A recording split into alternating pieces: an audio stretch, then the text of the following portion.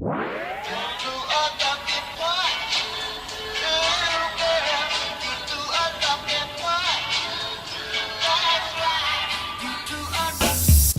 guys! It doesn't really feel like I've gotten much done since we took the motor out, so I haven't been filming every single day that I've been out here, but I have gotten quite a few things done. For example, I've been I've been sanding down the engine bay in here, getting it ready for some paint because the paint's been flaking in there. There's a little few rust spots in there, surface rust, nothing bad or anything like that.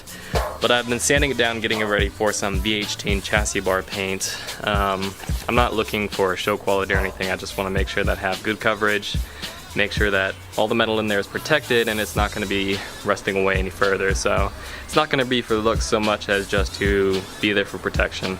I don't have a whole lot of experience with paint or bodywork, so I've just been going through it with some coarse sandpaper, getting smoother and smoother each pass that I go through, and getting everything ready for the paint job. So you guys haven't been missing much. All I have left to do is a little sanding on the driver's side fender well and smooth it down a little bit, and then we should be able to clean it up with some acetone, get all the dust and stuff that's come up from the paint, and start spray painting.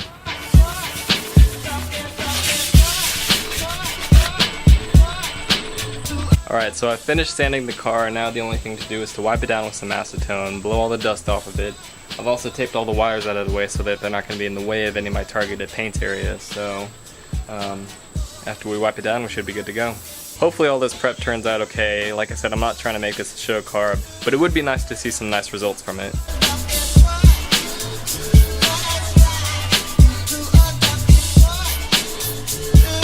Now I feel like I've been spending too much time on this prep work, but they say the result of the paint work is a result of how much prep you put into the car, so I feel like we put in plenty of prep today.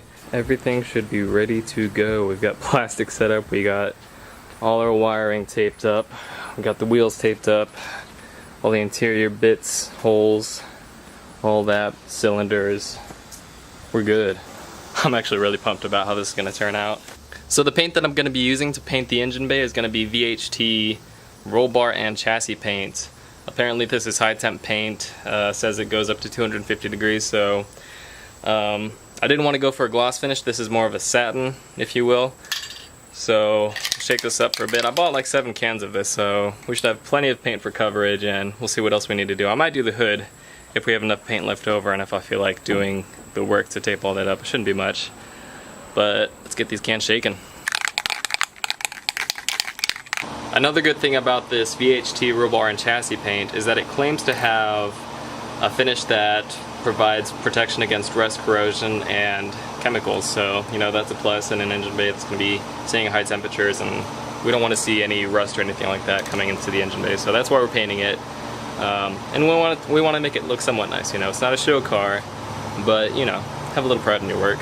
So what I think I might do is paint the engine bay by section. So what I'll do is I'll paint the firewall first, go fender, and then radiator support. I'm just not sure that I'm going to be quick enough to get all the paint coverage on the car before the paint dries. The directions on the can say you should wait about 10 minutes before each coat. Like I said, I don't have a whole lot of experience with paint and body, so I'm going to try to follow the instructions as close as I can.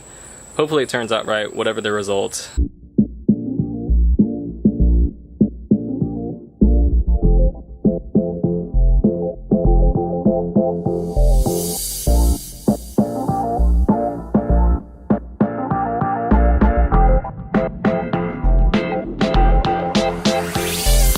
So I've been spraying the bay for about an hour. I was able to get 3 coats in of the VHT chassis paint.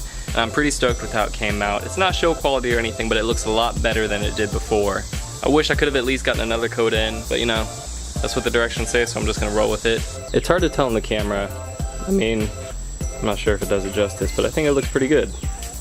You know, it's definitely a 10-footer, you know? I don't know, that looks pretty good. So the directions say to let this cure for about 3 hours before you start handling it, so I'm going to leave all these wires hung up so that we don't have any contact with the paint at all. We're going to give it its time to dry up and settle, and then I'll bring everything down and start covering everything up so that the elements don't get to it.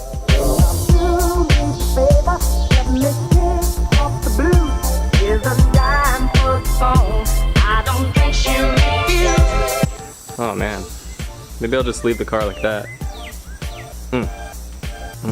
So I'm pretty happy with the results. There are a few mistakes that I made that I thought I'd share with you guys so that maybe you can do better in the future. When I ran low on a can, I just wanted to try to get as much as I can out of it. It might be better to just, when you know you're starting to get towards the end and the results aren't, there's not as much paint coming out of the can, I would switch a can, because when I'd go to shake my first can, I'd get droplets of paint everywhere. I'm sure this is just my fault, I'm not doing it correctly. But these are the results that I got, and so I just wanted to share that with you guys. This paint gets everywhere, so really be sure to wrap up anywhere that you don't want to get paint.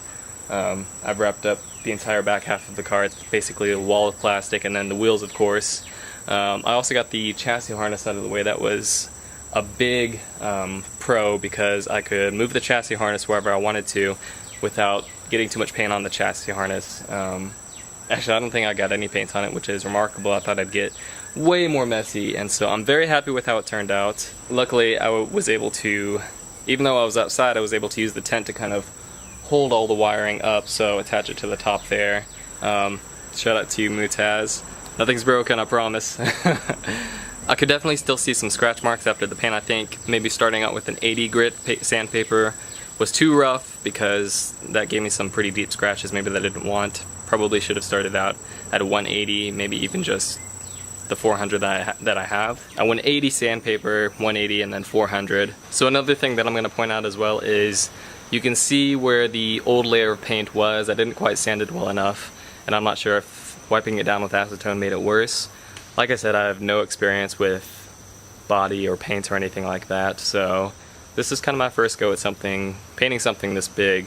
Like I said, there's some deep scratches in there, but most of them are covered up, so it's not a big deal. It's not a show car. I've said that like 5 times already, but I'm pretty happy with the results. It's all black, and I think it looks awesome. I don't know about you guys. Let me know what you guys think. I know the lighting makes it really hard to see how the paint is on the car. It's kind of dark, black, dark, doesn't really work well with the camera, but let me know what you guys think. If you have any questions at all, or you want to see anything about the build, you have any suggestions or anything like that, please feel free to leave them down in the comments below. Subscribe if you haven't already. I'd appreciate it if you click that little red button. Stay along for the build and see what else there is to come. Hit the like button if you guys got something out of it. You guys have no idea what those do for me. But that's all I have for now, so have a nice day, guys. I'll see you later.